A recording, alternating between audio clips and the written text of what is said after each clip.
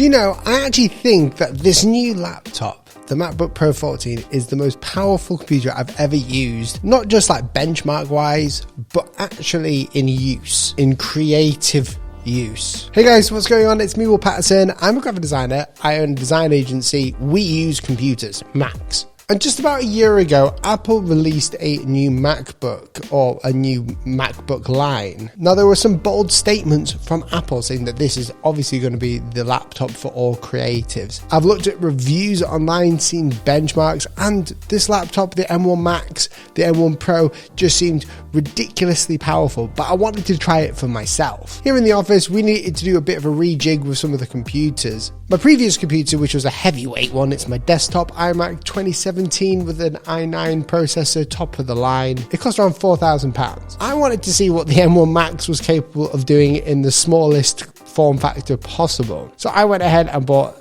a new MacBook Pro. So first things first, let's talk about the design. I think the most obvious update is the design. It's a lot thicker and it's flat. It's sort of paying homage to the old design of the MacBooks, the thicker body, the squarer design. And this thicker body is welcome to me. Personally, as a creative professional, someone who works in graphic design, 3D modeling, video rendering for YouTube videos and just client videos, having a thicker laptop obviously means more space to breathe, but also it means more ports, which is the second most obvious thing. This thing has ports now. You don't just get 2 USB-Cs, you get 3, and I think the Thunderbolt 4, which means they're powerful enough. And they brought back MagSafe, which is, it's a godsend, really. And for me, doing all my video editing, it's got the SD card slot back again, so I don't need to spend £30, which is probably $50 on a dongle. The HDMI port is there. I don't think I'll use that. I'm more of a display port kind of guy with a USB-C, but it's there if I need it. When you open the laptop, you'll see that there is a notch. I don't care. This is part of Apple's design language. This is a way for people to interpret what laptop they are seeing, because laptops now are all starting to sort of look the same. Ever since Apple have been creating these aluminium frames, so these computers that just look like a block of metal, a lot of companies have been starting to do that as well, because it's obviously a lot more premium than a plastic thing. Keyboard is fine. I don't see any differences there, really. It just works. Trackpad works very well. It's very nice for creative professionals. It's large. It does everything you need to do. You can easily fit 4 fingers on there to swipe up and down. But one thing you will notice as a huge difference is the display. In general, amazing. It works super well. I love the speed. I've come from an older iMac. It's 2017 model, but I bought it just a couple of years ago, and that is still very powerful. And now our video editor is using that iMac to get the most of the screen. This laptop is obviously a lot faster than that, which is kind of a surprise, seeing how it was only £200 more for me to buy, which is roughly $150 more. From a creative standpoint, the display is amazing. The 14-inch version is kind of small though, so you're going to struggle to see certain things on the screen, especially when you're editing videos. I've noticed that when you're editing a YouTube video, which I do from time to time, the preview portion is so small you have to kind of get it full screen sometimes just to watch it through. But what I have noticed is that they've got this display function here now, where you can actually change a preset for professional photography all the way to digital cinema, P3 DCI or P3 D65, or when you're a designer like myself working in print, you've got P3 D50. That to me is super handy to have. Having an industry standard display that I can just switch to and it'll control the brightness and the saturation on the screen to the industry standard is incredible. It means I don't need to calibrate my screen. Unless I was super nitpicky, I could then calibrate it. Also talking about the monitor, the display, it's 120 Hz Pro Motion. It's the same as on my iPad Pro that I've had for quite a while. I've come accustomed to 120 Hz, but for me, it doesn't really do much else other than make the computer feel a bit smoother. It doesn't actually change anything. I've realized this MacBook isn't designed just for the odd person on Photoshop or Lightroom. It's really designed for the video professionals, the 3D professionals, people who need that speed. And I worked out how real fast it actually is. Compared to my iMac, when editing 4K video, adding color correction and just going through the video, scrubbing through the timeline, it felt like nothing to the laptop. It wasn't even breathing. The fans never turn on to the point of where I thought they might be broken. But then I realized it never really gets hot. It doesn't burn your leg. For someone who's a creative professional who likes the ability to have a mobile device that they can take with them and not having to lug a huge iMac everywhere. Maybe if you're on a film set or if you're working in-house somewhere, you might need to bring an iMac before.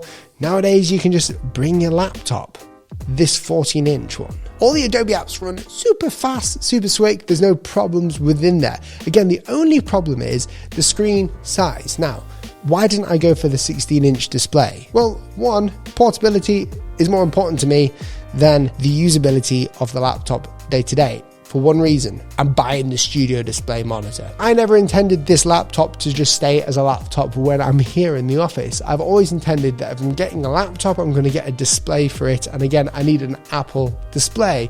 And I'm not going for the XDR one because it's just ridiculous and unnecessary for me. Or I might just be too ignorant to admit that I need it. But I bought the standard Apple Studio display just for when it comes, I can plug this in clamshell mode, it will run like a desktop. As a creative professional, I don't only just do like logos, design work, video editing, I also dabble in music production. I'm a musical guy. I like to make music, whether that's playing the guitar, keyboard, whatever, just making beats for fun. It's something that I enjoy doing, and I wanted something that could actually help me with that as well. I've tested Ableton Live and Logic Pro on nearly all of my computers I had them on. This M1 Max, my old iMac, my older iMac, my old MacBook Pros, the old MacBook M1, and the Mac Mini M1. There's so many things that I've bought, it's ridiculous. But Ableton Live runs smoothly, it doesn't really cause me any grief. The only problem is if you're using plugins, like a lot of music producers do,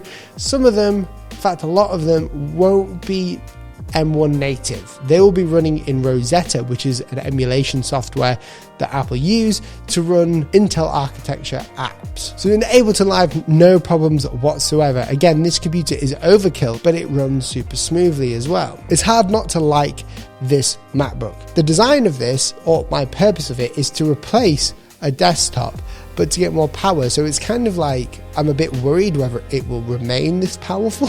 Anyone in the creative industry knows that a desktop computer is generally more powerful. Anyone in the PC industry knows that as well. But the MacBook M1 14-inch is just ridiculously powerful. It's hard to place my finger on it and understand how they've done it. But all creative needs are met within this, and it hasn't got the limitations of its size. Okay, let me cut to the chase. Who is this for? Well, this specific version is obviously for someone who does a lot of video editing, doing lots of processes, maybe even just compiling a lot of processes in one. So whether that's 3D modeling or whatever, anyone who needs the portability but also the power. If you've never used this and you're a 3D modeler, you'll be genuinely shocked at how fast it really is. But if you need that extra boost of power for video editing, animation, like motion graphics, using Blender, then the M1 Max would do really well for you. Concerning the price, is it too expensive? In my opinion, no, but then again, I'm biased. I think the price of this laptop, in accordance and in parallel to the quality that I got out of the desktop and the performance that I got out of the desktop, this beats it. So this is kind of a desktop computer for me. So I'm willing to spend the price on it. The main question is, do I regret it? Well, right now I do not. It is more prone to damage. It is more prone to failure in certain ways if I drop it or if I lose it somehow. So there you have it. That is my jumbled review of the MacBook Pro M1 14-inch with the M1 Max.